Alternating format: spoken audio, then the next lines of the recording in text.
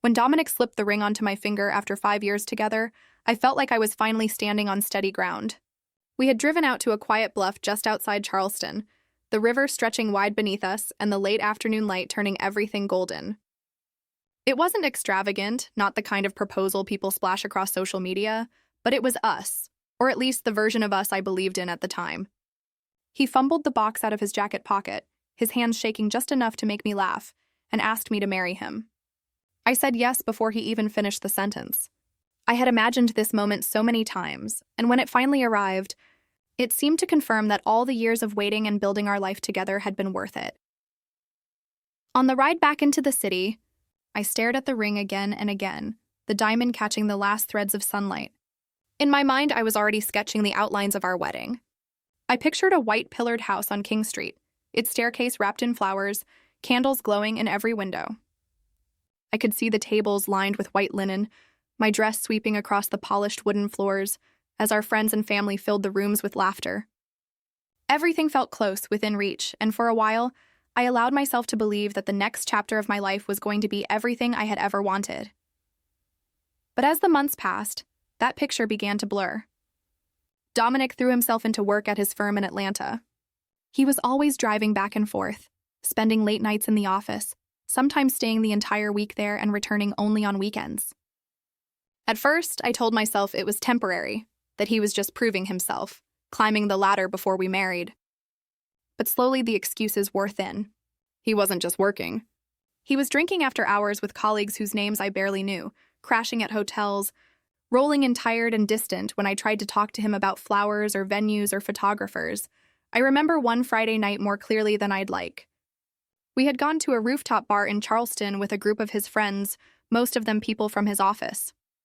The city lights twinkled around us, and the air was heavy with the smell of fried food drifting up from the street.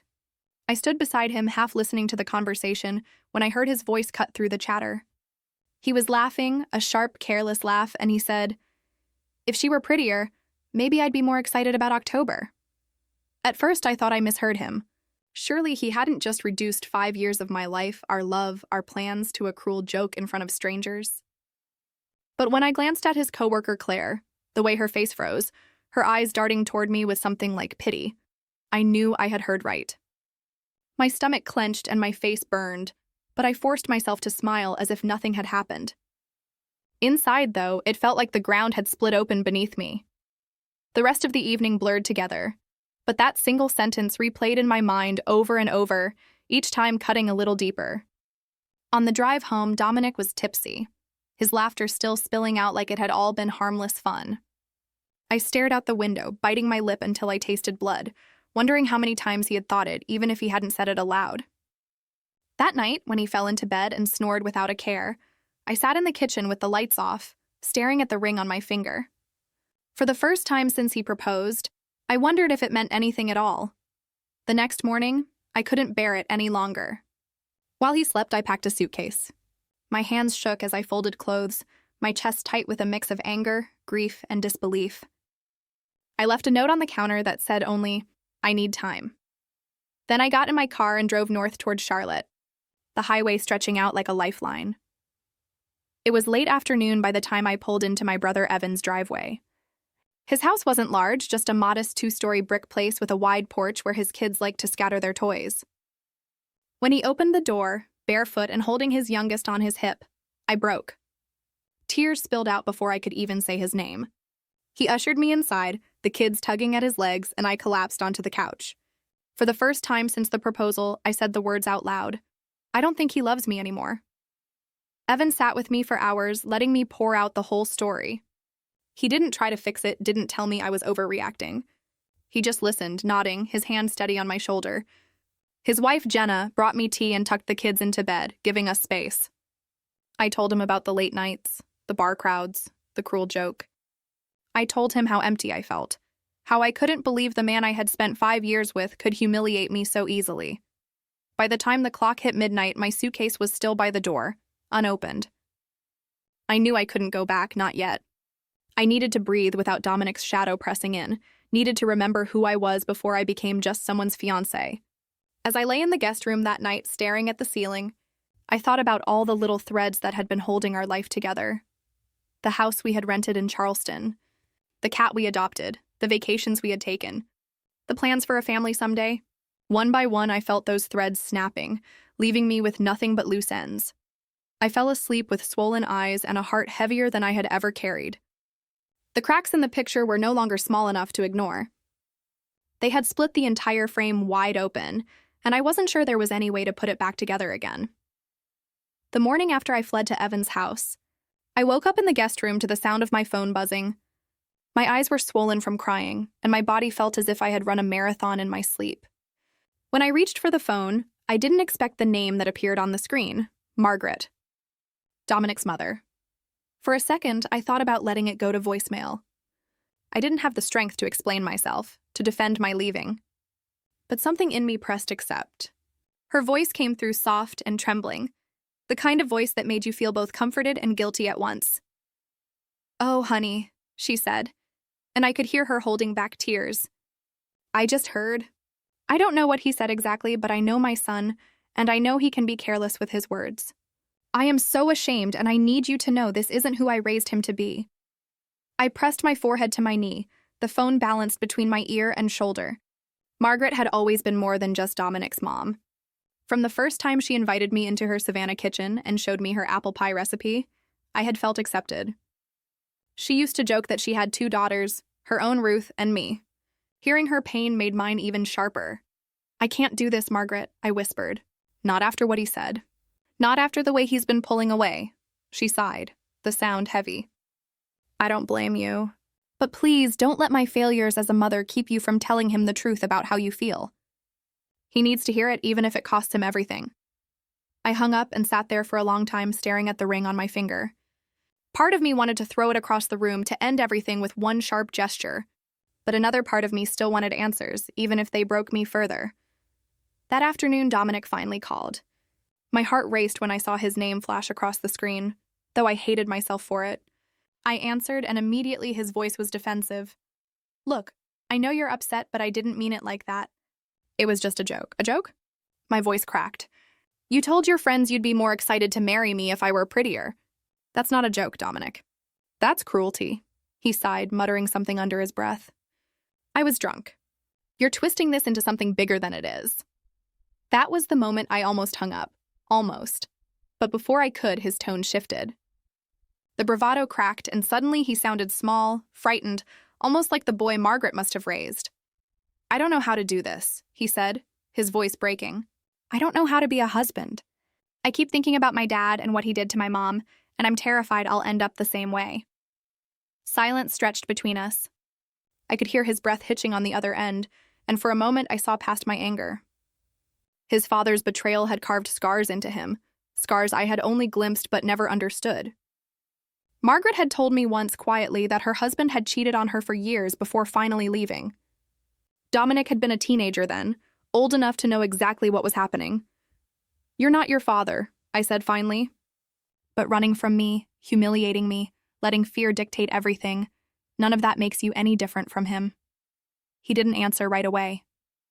When he finally spoke, his words came out ragged. "I thought if I sabotaged this, if I made you hate me, then at least I wouldn't have to watch myself hurt you the way he hurt Mom." Tears burned my eyes, but this time they weren't just for me. They were for the boy who had grown into a man still chained to his father's sins. But compassion wasn't the same as forgiveness. Fear didn't excuse cruelty. Over the next week, we talked more than we had in months. He admitted things he had never dared to say before. He told me about Marcus, a so-called friend from his office in Atlanta who mocked marriage every chance he got.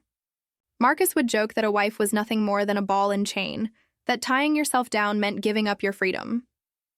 And Dominic, already drowning in doubt, had let those words sink into him like poison. Then there was Claire. A new colleague, smart, vibrant, always leaning in too close when she laughed at his jokes. He swore nothing happened, swore it was never more than conversations, but he admitted that he had let the attention feed something inside him. It became a fantasy, a little escape hatch in his head when commitment felt too heavy. The words gutted me. I wanted to scream, to slam the phone down, to drive to Atlanta and pack his things myself. But I sat still, my chest tight, because I realized something terrifying. Even if he hadn't physically cheated, he had already stepped outside of us in his mind. He had let someone else take the place where I should have been. One evening, I told him exactly that. It doesn't matter if nothing happened with her. You gave her space in your head that belonged to us. That's a betrayal too, he cried. Real, heavy sobs that I could almost feel through the phone. For the first time in years, he wasn't hiding behind sarcasm or his career. But even as I listened, even as I felt the echo of the man I had once loved more than anyone, I knew something inside me had shifted. Trust, once broken, doesn't return easily. I stayed at Evan's longer than I planned.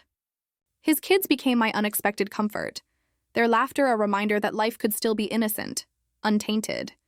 At night, Jenna sat with me in the kitchen, pouring glasses of wine and telling me that walking away doesn't mean failing, it sometimes means surviving. As the days stretched into weeks, Dominic kept calling. Some days he sounded angry, begging me to come back, accusing me of giving up too easily. Other days he was desperate, promising therapy, promising change, promising a future. I listened, but my heart no longer leapt at his voice. It only hurts. And somewhere in that hurt, I realized Margaret had been right. He needed to face himself, not just me. He needed to peel back the walls he had built since childhood, walls reinforced by toxic friends and fleeting temptations. Whether he did that with me by his side or alone was no longer my burden to carry. That was the hardest truth to face. Loving someone doesn't mean saving them, not when saving them means drowning yourself in the process. A week after our calls had begun to blur into long, painful confessions, I drove down to Savannah at Margaret's request. She said she couldn't bear watching her son unravel without at least trying to sit us down together. I agreed, though my stomach twisted the entire drive. The closer I got to her house, the more I felt the weight of the decision pressing in on me. Margaret's house had always been a place of comfort. It was a pale blue colonial on a quiet street, the kind of house that smelled like cinnamon rolls and lemon polish the second you walked in. But that evening, stepping across the threshold, the warmth felt different. It was heavier, charged, as though the walls themselves were bracing for the truth that was about to spill out. We gathered in her living room, Dominic on one end of the couch, me on the other, with Margaret seated firmly in the middle as though she were trying to anchor us both. His sister Ruth leaned against the doorway, arms crossed, her expression unreadable. For a long time no one spoke. The only sound was the tick of the grandfather clock in the corner, each second stretching longer than the last. Finally, Margaret broke the silence. I can't sit by and watch you destroy each other without saying something. Her voice was calm but sharp, a blade wrapped in velvet. Dominic, I lived through your father's betrayal. It nearly broke me and it scarred you. But running from love, or worse, poisoning it, doesn't keep you safe. It just repeats the same mistakes differently. Dominic shifted uncomfortably, staring at the floor. I didn't mean for it to get this far, he muttered. Ruth stepped forward, her tone far less forgiving. You don't love someone by humiliating them in front of their friends. You don't let fear make you cruel. That's not love, that's cowardice. I swallowed hard, my hands clasped tightly in my lap. I had rehearsed what I would say all week, but hearing Ruth's blunt words made me realize how little rehearsing mattered. The truth wasn't a speech. It was the ache that had lived in my chest since that night on the rooftop. Dominic, I said softly, I don't doubt that you're scared. I don't doubt that you hate what your father did. But fear doesn't excuse what you've done to me. You can't keep hiding behind it. His head snapped up then, eyes glassy, jaw clenched. I'm trying. I'm in therapy now. I'm facing it. Doesn't that count for something? Yes, I admitted. It counts for you. But it doesn't erase what's already broken between us. Trust doesn't come back just because you wish it would. Margaret reached for my hand, her grip warm, grounding. Sweetheart, you don't have to stay because you feel sorry for him. Compassion doesn't equal commitment. For hours we went back and forth, Dominic pleading, me holding the line, Margaret offering wisdom that had been hard-earned through her own pain. Ruth was the mirror neither of us wanted, but both of us needed. Unsparing, unflinching, unwilling to let the conversation sugarcoat anything. By the time the clock chimed midnight, my head throbbed, my voice was raw, and the truth sat heavy in the room like smoke that refused to clear.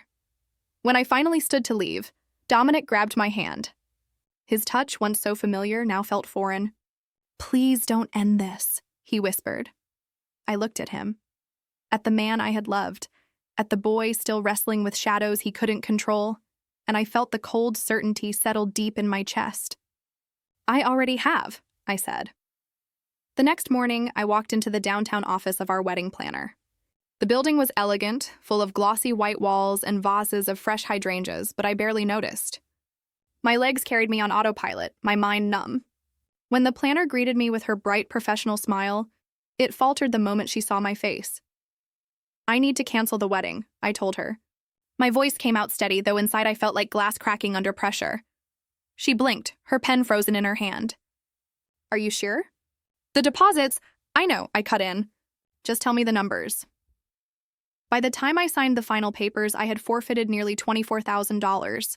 Money tied up in the venue, the catering, the photographer. Watching those checks clear felt both brutal and liberating. Each stroke of the pen was like a small funeral for the life I thought I was building. But underneath the grief was something else, something quiet but steady. Freedom. When I got back to Charleston, the townhouse we had shared felt hollow. Boxes lined the hallway, each one filled with pieces of a life that no longer existed. Dominic and I divided the furniture like strangers negotiating over assets. He kept the leather couch he had chosen, the one I always thought looked too dark in the living room. I took the oak dining table, the one where we had eaten countless takeout dinners, laughing over cheap wine and TV reruns in the early days. The hardest goodbye wasn't to furniture or dishes or even the house itself. It was to Beans, our gray tabby cat with green eyes that I followed me everywhere. He had been more attached to Dominic lately, curling at his side while he worked late on his laptop. When I bent down to scratch Beans behind the ears one last time, tears blurred my vision. I whispered, "Be good," and left before I could fall apart completely. 2 days later, I rented a U-Haul and loaded it with what was left. My clothes, a few pieces of furniture, boxes of books and photographs. I drove north, the highway stretching empty ahead of me, the weight of the truck pressing heavy beneath my hands. By the time I reached Raleigh, it was past midnight. The apartment I had found was small, just a one-bedroom tucked into an older brick building near downtown. The rent was $1,200 a month, more than I wanted to spend, but less than the cost of staying stuck. I carried the first box up the narrow stairs myself, the hallway dimly lit, the air smelling faintly of fresh paint and dust. When I set the box down in the center of the empty living room, the silence was deafening. I sat on the floor, back against the wall, staring at the blank space that would soon hold my new life. The ring still sat on my finger, heavy, suffocating. Slowly, deliberately, I pulled it off. For a moment, I just held it, the diamond catching the weak overhead light. Then I set it on the floor beside me, where it gleamed like a piece of someone else's story. That night, alone in my bare apartment, I felt the grief wash over me in waves. But beneath it, buried deep, there was also relief. The unraveling was complete. What remained was mine to rebuild. The first few weeks in my new Raleigh apartment were the hardest. The place was small, just a single bedroom with a narrow kitchen and a living room that echoed because I hadn't yet filled it with much furniture. The walls were blank, the kind of white that felt both freeing and lonely. At night, when the city quieted down, I would lie awake on the mattress on the floor, listening to the hum of the refrigerator and wondering if I had made the right choice. Everywhere I looked were reminders of what I had left behind. A framed photograph of Dominic and me at Folly Beach, a set of wine glasses we'd picked out together at a shop in Charleston, the oak dining table that suddenly felt too big for just one person. But grief doesn't arrive all at once. It comes in waves. Some days it's a tide lapping at your ankles, other days it's a flood that knocks you off your feet. I had to learn to ride those waves instead of fighting them. That's when I decided to find a therapist. I met Dr. Lawson, a calm, steady woman with kind eyes and a way of listening that made me feel less like a broken story and more like a human being who was simply carrying too much. In every session, she reminded me of something I had forgotten. My worth was not measured by Dominic's careless words, nor by his fears, nor by the way his father's betrayal had shaped him. My worth was mine, rooted in the years I had survived, the love I had given, and the courage it took to walk away. The crying didn't stop overnight. Many evenings I still collapsed onto the couch, secondhand bought from a thrift store, and wept into the cushions until my chest ached. But I also started to laugh again. Small things brought me joy. Morning coffee with Evan's kids when I visited Charlotte, Lazy Sunday walks through Pullen Park with the leaves crunching beneath my feet. The simple act of buying a lamp or a rug and realizing I didn't need anyone's approval but my own. Each decision, no matter how small, became an act of reclaiming myself. Margaret and Ruth never disappeared. They called often, sometimes just to check in, sometimes to invite me down for Sunday dinners or holidays. Margaret told me once, in a voice thick with emotion, "Family isn't always the people who stay married. Sometimes it's the people who stand beside you when your life falls apart." Ruth, blunt as ever, would tease me about my newfound independence, but I could hear the respect in her tone. Their kindness was a lifeline I hadn't expected, proof that love could remain even after vows were broken. As for Dominic, he tried in his own way. He called me once, his voice quiet, stripped of its usual defenses. "I started therapy," he said. "I'm trying to face it, the fear, the patterns, all of it. I wish I had chosen differently." There was a time when those words would have cracked me open with hope. But that time had passed. I told him I was glad he was seeking help, truly glad, but that my heart wasn't a revolving door he could step in and out of whenever regret hit him. Then I let the silence settle between us, heavy and final. The wedding had been canceled, but the honeymoon remained. 2 non-refundable tickets to Paris, 2 weeks already paid for in a charming hotel near the Seine. At first, I thought about throwing it away, another casualty of our broken engagement. But the more I thought about it, the more I realized that giving it up meant surrendering another piece of myself to the wreckage. And I wasn't willing to do that anymore, so I went alone. Boarding that plane was terrifying. For so long, travel had meant we, never I. But the moment I stepped onto Parisian streets, something inside me shifted. The city was alive in a way that demanded presence. Cobblestones underfoot, the smell of fresh bread curling from bakeries, the sound of street musicians filling the air with violins and accordions. I wandered the Louvre, marveling at art centuries older than my heartbreak. I sat in cafes with a notebook, scribbling thoughts while sipping espresso. I walked along the Seine at night, the water shimmering with the reflections of the bridges, and for the first time in months I felt light. One afternoon, I climbed the steps of Montmartre and stood outside the Sacré-Cœur, the city sprawling below me. Tourists snapped photos, couples kissed, and children ran in circles. I stood alone, and yet I didn't feel lonely. I felt whole. I wasn't half of a broken pair anymore. I was me, complete, steady, holding my own story in my hands. When the 2 weeks ended and I flew back to America, I didn't return with souvenirs or photographs of a romantic getaway. I returned with something far more valuable: the knowledge that I could build a life that belonged entirely to me. Back in Raleigh, I threw myself into that rebuilding. I decorated my apartment with colors I loved, soft blues and warm yellows. I took up yoga classes at a small studio down the street. I joined a book club, where I met women who reminded me that friendships could be just as life-changing as romances. Slowly, the silence of the apartment shifted from suffocating to peaceful. It became my space, my sanctuary. There were still nights when the grief crept back, when I missed beans curling at my feet, or the sound of another person's footsteps in the hall. But those moments no longer consumed me. They became part of the larger tapestry of healing, reminders that loss and love often exist side by side. Months later, standing in my living room with the evening sun spilling through the windows, I realized something. I had no fiancé, no wedding photos, no house filled with shared dreams. But I also had no weight dragging me down, no fear of words whispered in bars, no dread of a future built on shaky trust. What I had instead was priceless: the courage to choose myself, the strength to let go of what hurt, and the belief that even after the deepest heartbreak, life could still unfold with beauty and grace. I slipped the diamond ring, now tucked into a velvet box in the back of my closet, into a drawer. It was no longer a symbol of what I had lost. It was a reminder of what I had survived. And as I looked out the window at the Raleigh skyline glowing in the dusk, I whispered to myself, not as a plea, but as a promise: this is only the beginning.